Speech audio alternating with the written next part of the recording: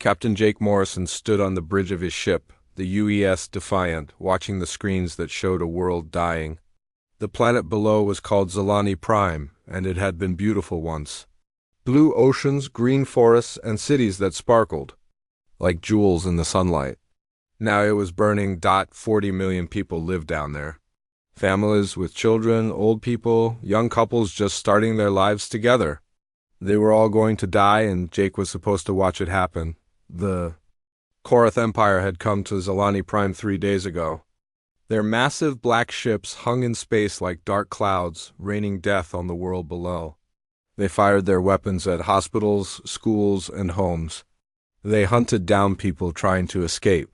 They killed anyone who tried to fight back, and the Galaxy Watch. Jake had been part of the Galactic Council's Observer Corps for 5 years now. His job was simple: watch what happened and write reports. Never interfere, never help. Never get involved. Just watch and record everything for the history books. The other alien species in the galaxy had accepted this job long ago.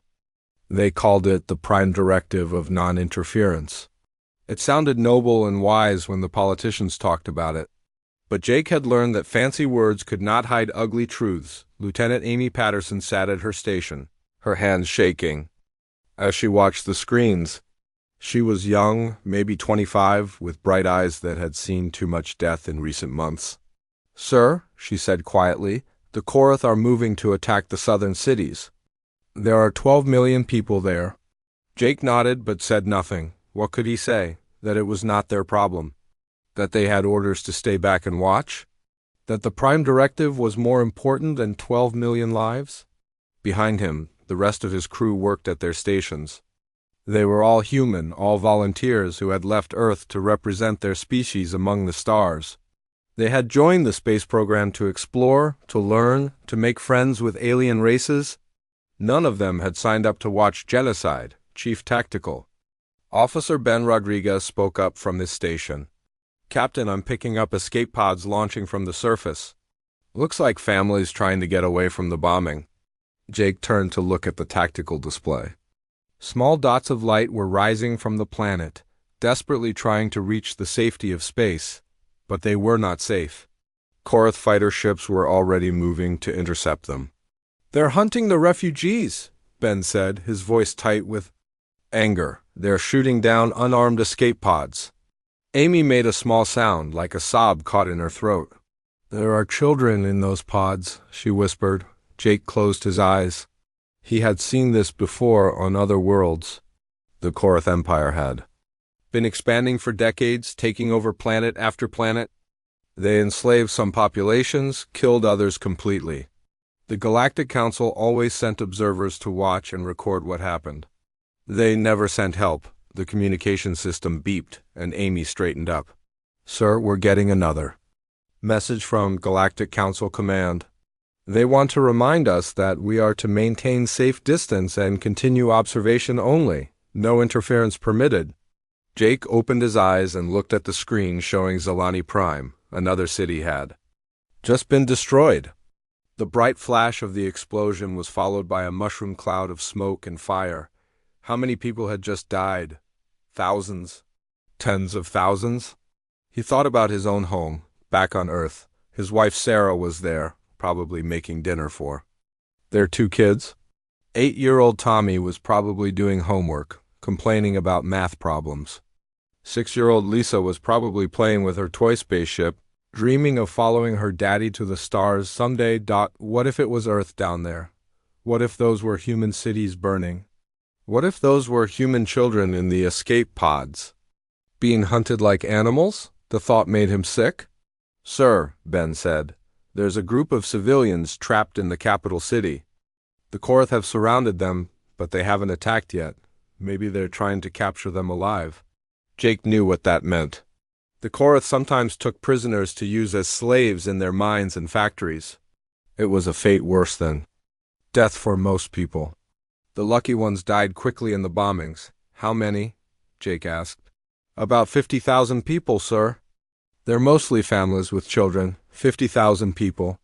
Jake tried to imagine that many faces, that many lives.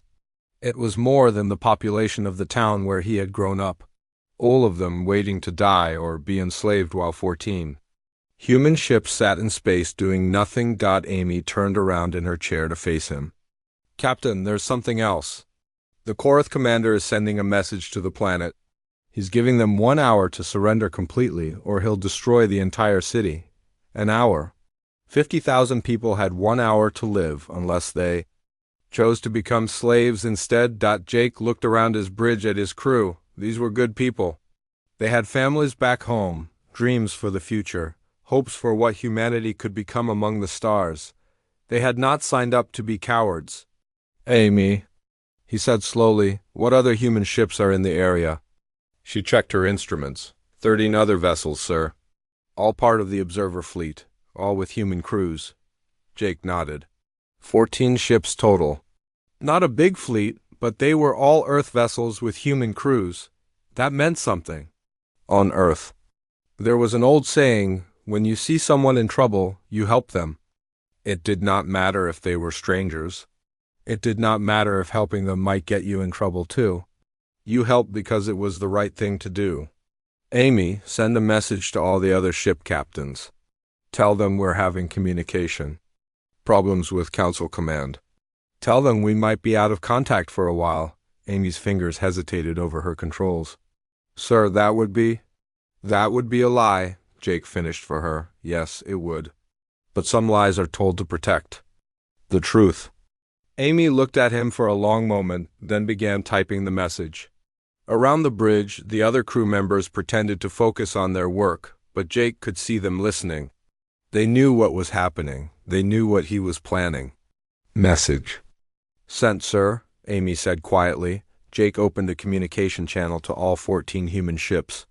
This is Captain Morrison of the UES Defiant to all human vessels. I want to remind everyone why we came to the stars. We came to explore, we came to learn, we came to make friends. We came to represent the best of humanity. He paused, looking at the screen showing the burning planet.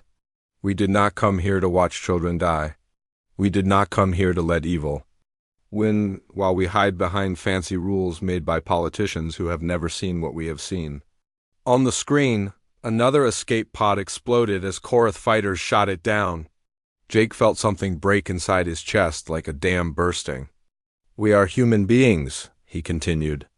That means when we see someone in trouble, we help them. When we see someone being hurt, we stop it. When we see evil, we fight it. Not because it's easy, not because it's safe, but because it's right. He looked around his bridge one more time. Every face was looking at him with hope and determination. These people trusted him. They believed in him. More importantly, they believed in doing what was right. Today we remember who we are. Today we remember what it means to be human. All ships, prepare for combat. We're going to save as many people as we can. The responses came back immediately. 14 human captains, all saying the same thing, ready to follow you, sir. Jake smiled for the first time in days. Then let's show this galaxy what humans do when evil thinks it can win. The 14 ships turned toward the dying planet, their engines blazing with light. Behind them, the Galactic Council's communication channels erupted in panic and anger. Ahead of them, 50,000 people waited to learn if hope was stronger than fear. Jake Morrison and his crew were about to find out. The 14 human ships moved through space like angry wolves hunting their prey. Jake Morrison watched his tactical display as they approached the Korath fleet orbiting Zalani Prime. The enemy had 27 ships, all bigger and more heavily armed than the human vessels. But the humans had something the Korath had forgotten about, the willingness to fight for what was right. All ships, this is Morrison, Jake spoke into his communication system. Remember, our job is to save lives, not to win a war. Hit the Olgotau bombardment platforms first. Give the people on the ground a chance to escape. The responses came back quickly from the other human captains. Captain Susan Martinez of the UES Guardian, Captain Peter Johnson of the UES Falcon, Captain Linda Davis of the UES Phoenix. 14 voices all saying the same thing. We're with you, Captain. On the bridge of the Defiant, Amy Patterson worked frantically at her station. Sir, the Korath are demanding to know what we're doing. They're ordering us to withdraw immediately. Jake looked at the main screen, where the massive Korath flagship hung in space like a black mountain. Its weapons were already turning toward the human fleet. Tell them we're having a communication malfunction. Tell them we can't hear their orders. Ben Rodriguez called out from his tactical station. Captain, they're not buying it. The Korath flagship is powering up its main weapons. They're targeting us. Good, Jake said with a cold smile. That means they're not shooting at the people on the planet. All ships, attack formation. Let's give them something to think about. The human ships spread out and accelerated toward the Korath fleet. They were smaller and faster than the alien vessels, and they used that advantage. The Defiant led the charge, its weapons blazing as it targeted the nearest orbital platform. The first shots of the battle lit up space like fireworks. The Korath had superior firepower, but they were not prepared for an enemy that refused to back down. For decades, they had conquered worlds by simply showing up and demanding surrender. They had forgotten how to fight against people who fought back. Jake's ship shook as enemy fire hit their shields. Damage report. Shields at 60%, Amy called out. Minor damage to the port side. Keep firing, Jake ordered. Target their weapon systems. On the planet below, the people trapped in the capital city watched the battle in the sky above them. Some cried with relief, others with fear. For the first time in days, the bombing had stopped. The Korath were too busy fighting the humans to kill civilians. In space, the battle raged like a deadly dance. The human ships moved in coordinated patterns, attacking and then retreating before the Korath could respond effectively. Captain Martinez's ship, the Guardian, swooped down to attack a bombardment platform while Captain Johnson's Falcon provided covering fire. The Korath commander, a massive alien called Warlord Krex, watched the battle from his flagship with growing anger. These humans were supposed to be observers, not warriors. They were supposed to watch and write reports, not interfere with Korath operations. Contact the human fleet, he ordered his communications officer. Tell them they have committed an act of war against the Korath Empire.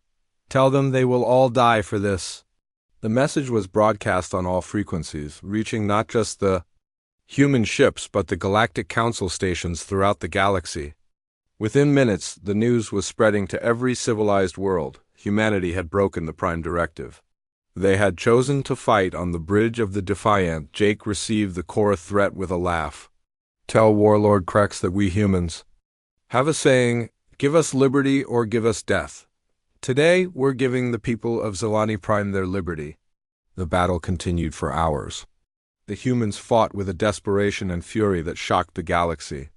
They had no backup, no support, no hope of reinforcement. But they also had no intention of giving up. Captain Linda Davis's ship, the Phoenix, took heavy damage while rescuing a group of escape pods. Her engines were failing, her weapons were offline, but she kept flying. This is Davis to all ships, she called out. I've got 37 refugee pods under my protection. I'm not leaving them behind. Copy that, Phoenix, Jake replied. Guardian and Falcon, provide cover for Davis. Help her get those people to safety. The rescue operation was beautiful and terrible to watch. Human ships darted between the massive Korath vessels, scooping up escape pods and refugee ships. They took incredible risks to save people they had never met, people whose names they would never know. Meanwhile, in the Galactic Council chambers on Nexus Station, panic was spreading. The council was made up of representatives from dozens of alien species, all of whom had agreed to the Prime Directive centuries ago. They had built their entire civilization on the idea that advanced species should not interfere in the affairs of others.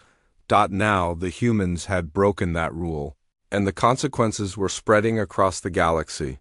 This is madness, declared Council. Chairman Vexstar, a tall crystalline being whose species had helped create the non-interference policy.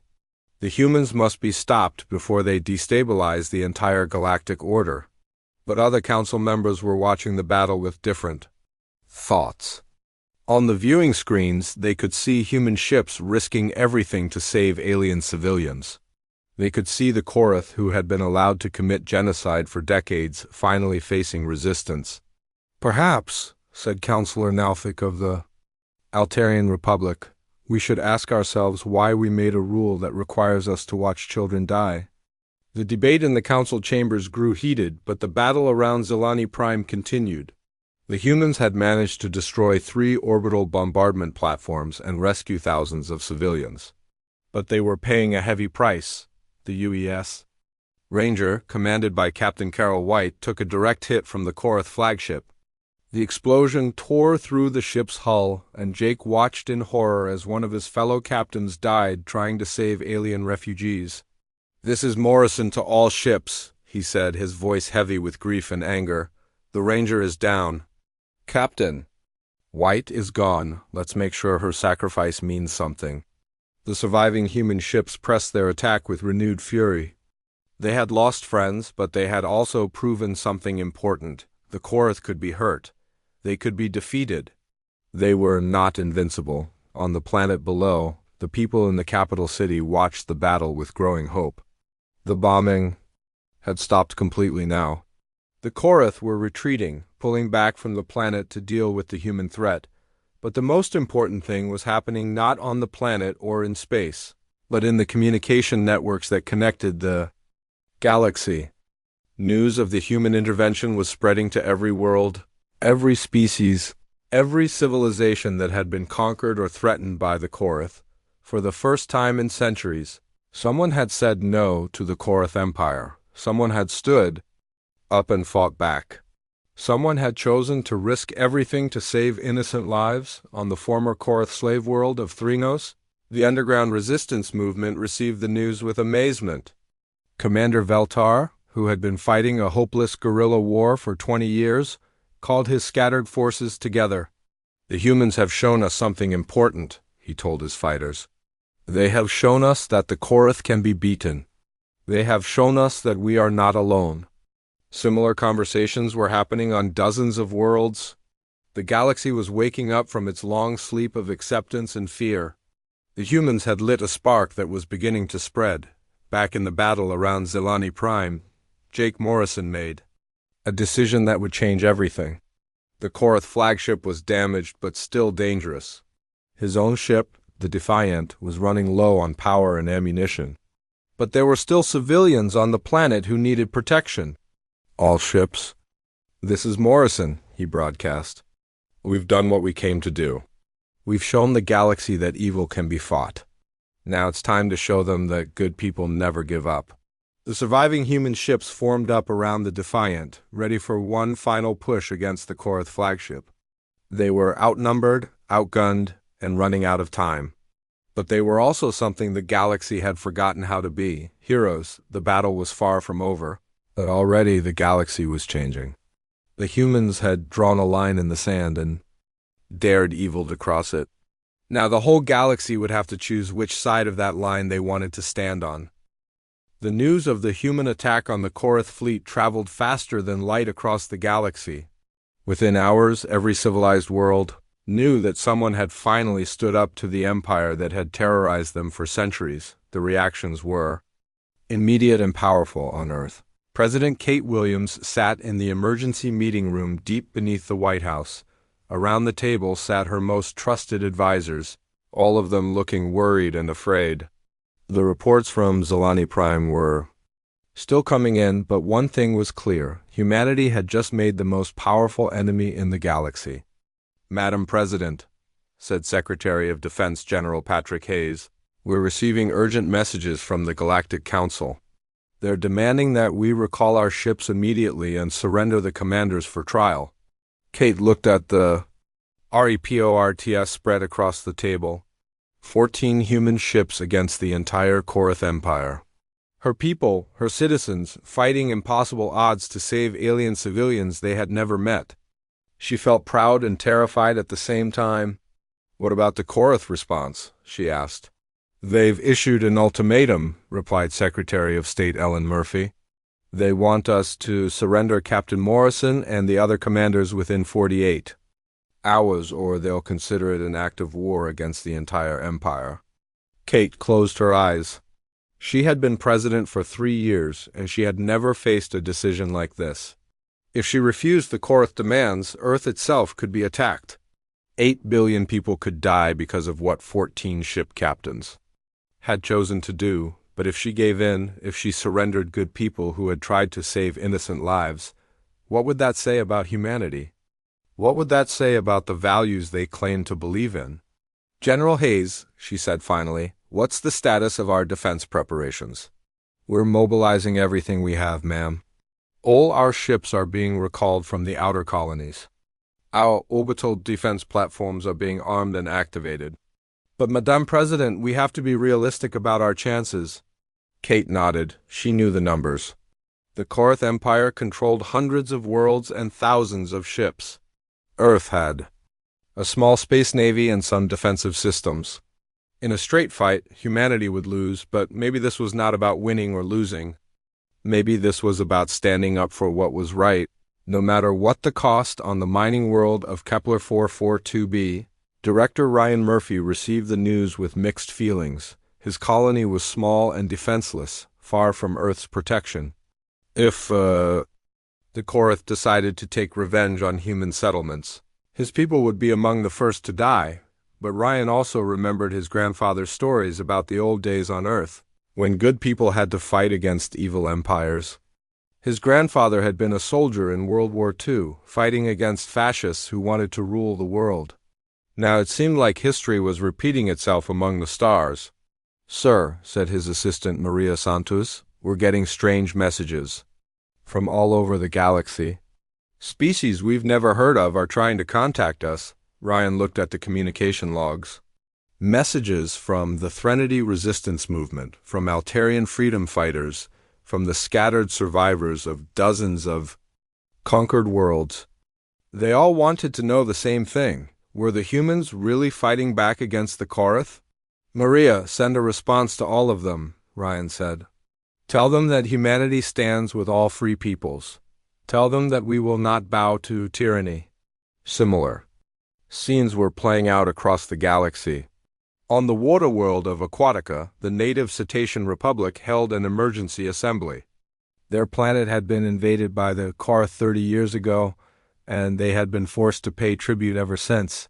"The humans have shown us that resistance is possible," declared Prime Speaker Titlesong. "Perhaps it is time for us to remember that we were once a free people." On the desert world of Sahara 7, the nomadic tribes that had hidden in the deep canyons for decades began to emerge. Their world had been strip-mined by the Korath, but they had survived by staying hidden and staying quiet. Now they were ready to fight. The most dramatic response came from the ancient vegan collective, a group mind that had been nearly destroyed by Korath attacks 50 years ago. The survivors had retreated to a single space station, convinced that their civilization was doomed, but when they heard about the human intervention, something changed in their collective consciousness. For the first time in half a century, they began to hope. "The humans have reminded us of something we had forgotten," they broadcast to the galaxy. "They have reminded us that some things are worth fighting for, even when the odds are impossible." Back on Earth, President Kate Williams made the decision that would define her presidency and possibly the future of humanity. She called a press conference and addressed not just the people of Earth, but the entire galaxy. "My fellow humans and all free peoples of the galaxy," she began, "we face a choice today. We can surrender our people to those who demand that we watch genocide in silence, or we can stand up for what we believe in." She paused, looking directly into the camera. "The Korath Empire has demanded that we turn over our ship commanders for the crime of saving innocent lives. I have a message for the Korath. Earth does not negotiate with those who commit genocide. We do not surrender our heroes to tyrants." The response was immediate. On Earth, crowds gathered in the streets, cheering and crying at the same time. They knew this meant war. They knew their world was now in danger. But they also knew their president had chosen honor over safety. Across the galaxy, the reaction was even more dramatic. The Galactic Council, which had maintained order through compromise and appeasement for centuries, suddenly found itself irrelevant. Species after species began to withdraw from the Council, declaring their support for the human position. The Council has failed in its most basic duty, declared the Altarian ambassador. It has allowed genocide to continue in the name of stability. We can no longer be part of such an organization. The Korath Empire's response was swift and brutal. Warlord Krex, humiliated by his defeat at Zalani Prime, ordered attacks on human colonies throughout the galaxy. But what he found surprised him. The humans were not alone. When Korath ships arrived at the human mining colony on asteroid Belt 7, they found Threnody warships waiting for them. When they attacked the human research station on Europa Station, Altarian fighters met them in battle. "This is impossible," Krex roared at his subordinates. "These species have been conquered. They have been broken. How are they fighting back?" His intelligence officer, a nervous creature called Scrix, presented the reports with trembling hands. "Sir, it appears that the human action has inspired resistance movements throughout the galaxy. 47 species have declared their support for the human position." Krex stared at the reports in disbelief. For decades, the Korath had ruled through fear and the illusion of invincibility. They had convinced the galaxy that resistance was hopeless, that the strong would always rule the weak. Now the humans had shattered that illusion. They had shown the galaxy that the Korath could be hurt, could be defeated, could be driven back. And once people stopped being afraid, they started to fight back. On Zalani Prime, the survivors of the Korath attack gathered in the ruined capital city. They had lost so much, but they had also gained something precious: hope. The humans had saved 8 million of their people, and their sacrifice had inspired the galaxy. "We will rebuild," declared Zalani Prime Minister Kurthik. "We will remember what the humans did for us, and we will make sure that no world ever faces what we faced alone." The war was just beginning, but already the galaxy was changing. The Korath Empire, which had seemed invincible just days before, was now facing rebellions on dozens of worlds. The Galactic Council, which had maintained peace through inaction for centuries, was collapsing as species chose sides, and at the center of it all were the humans, a young species that had been in space for less than a century. They had not started this war for conquest or glory. They had started it because they could not stand by and watch innocent people die. Captain Jake Morrison, recovering from his injuries aboard the medical ship USS Mercy, watched the news reports with amazement. What had started as a simple rescue mission had become a galaxy-wide revolution. The humans had lit a spark that was now spreading to every corner of civilized space. "Sir," said Amy Patterson, who had been promoted to commander after the battle, "we're receiving messages from resistance groups throughout the galaxy. They're all asking the same question: when do we attack?"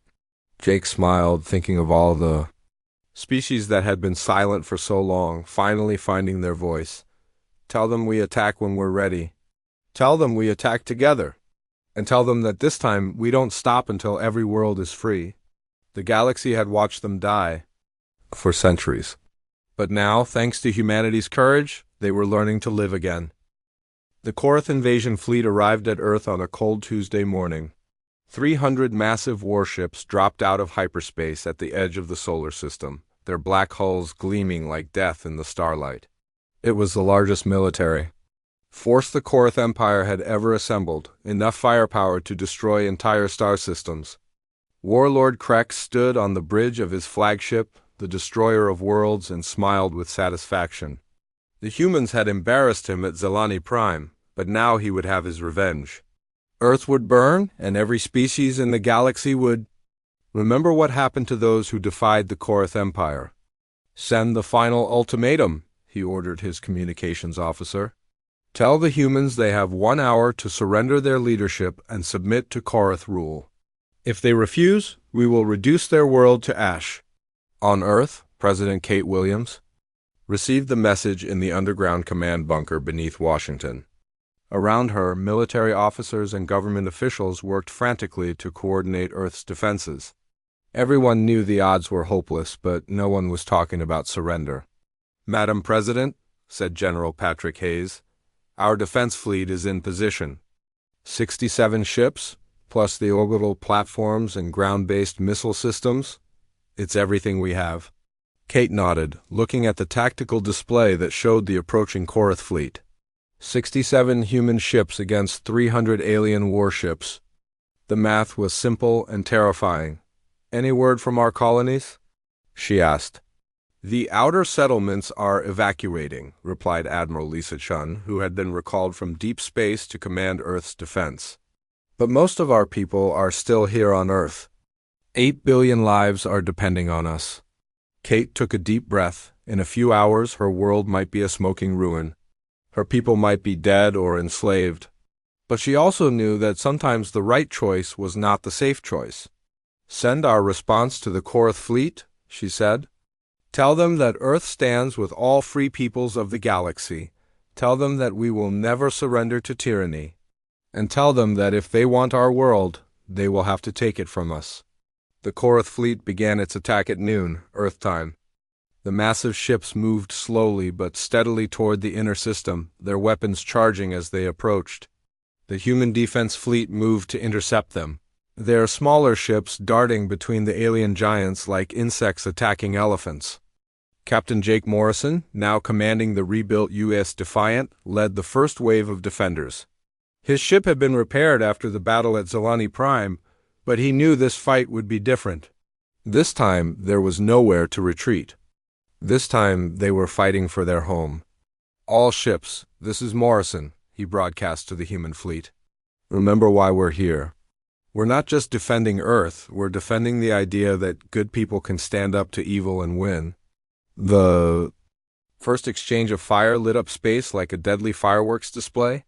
Human ships attacked with desperate courage, but the Korath ships were heavily armored and powerfully armed.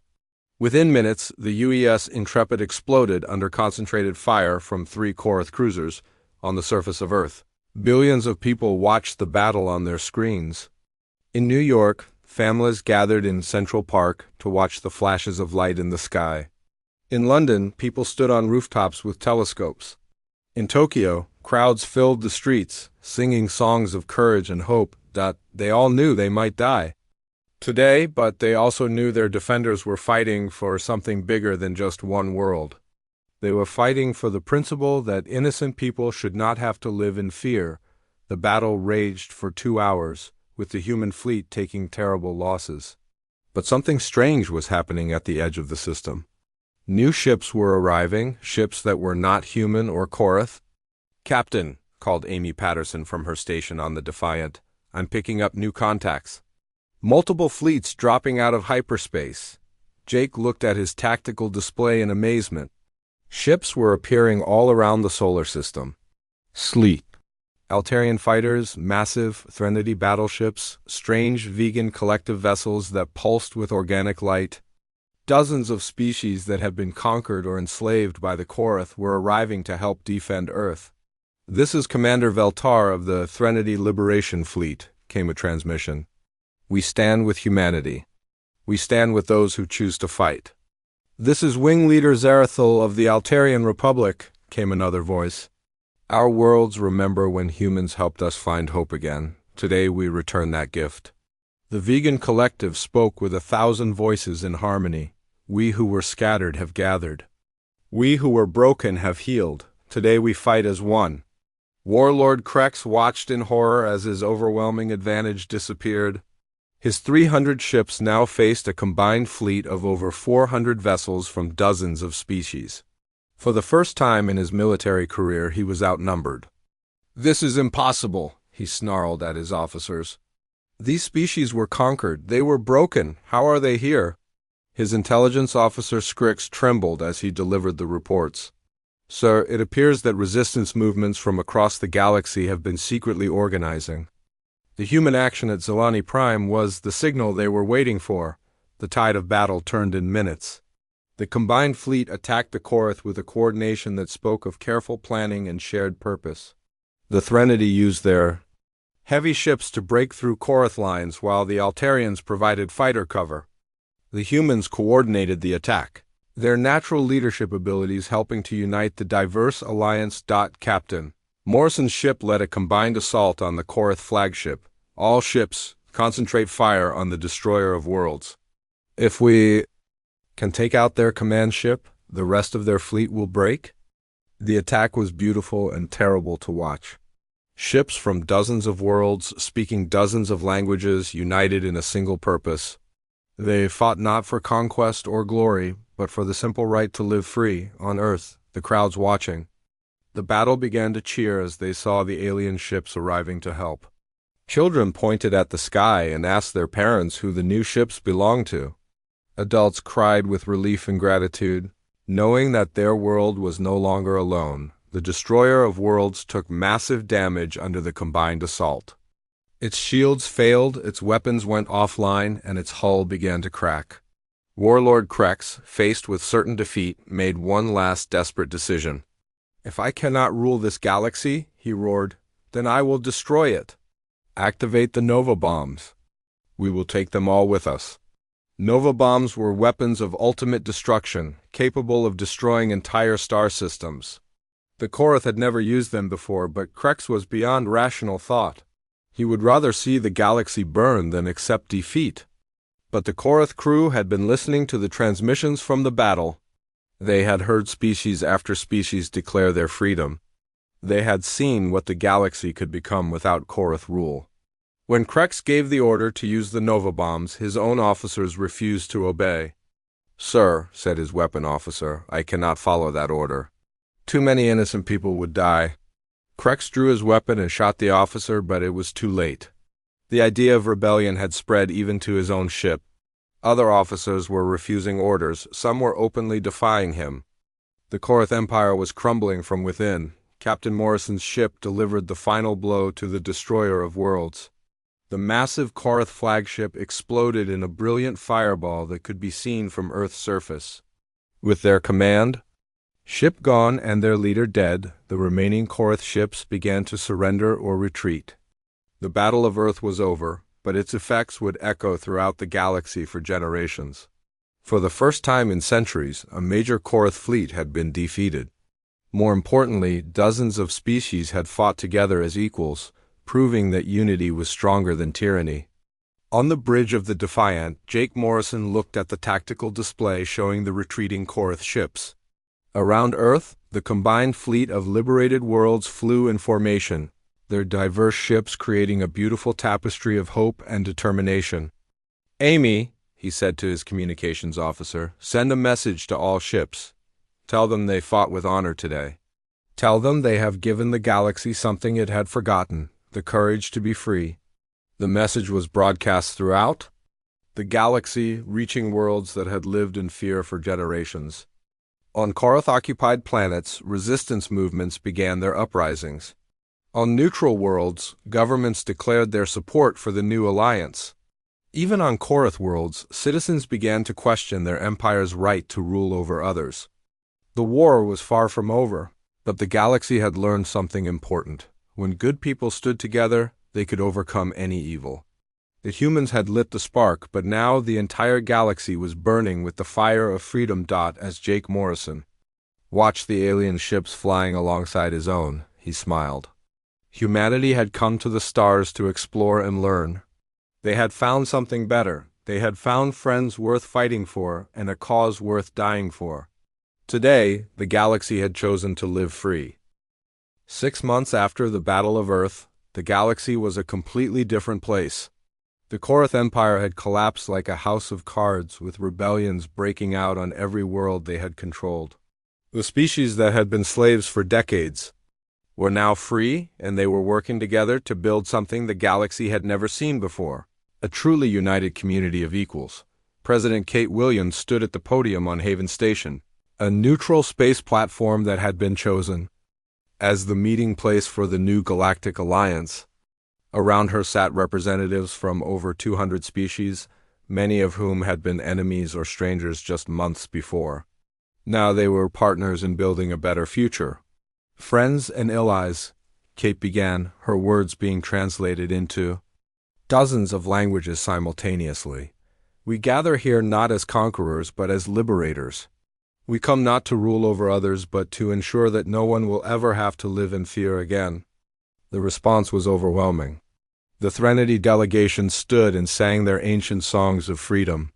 The Altarians performed their traditional dance of joy. The vegan collective pulsed with colors that meant hope and unity in their strange form of communication. In the audience, Admiral Lisa Shun watched with pride as her species took its place among the stars. The humans had started this revolution not for power or glory, but because they could not stand to watch innocent people suffer. Now they were helping to create a government based on the simple idea that all thinking beings deserve to live free. The old Galactic Council ruled through fear and inaction, Kate continued. They maintained peace by allowing the strong to prey upon the weak. We reject that approach. The new Galactic Alliance will be based on the principle that every species, no matter how small or weak, has the right to exist and prosper.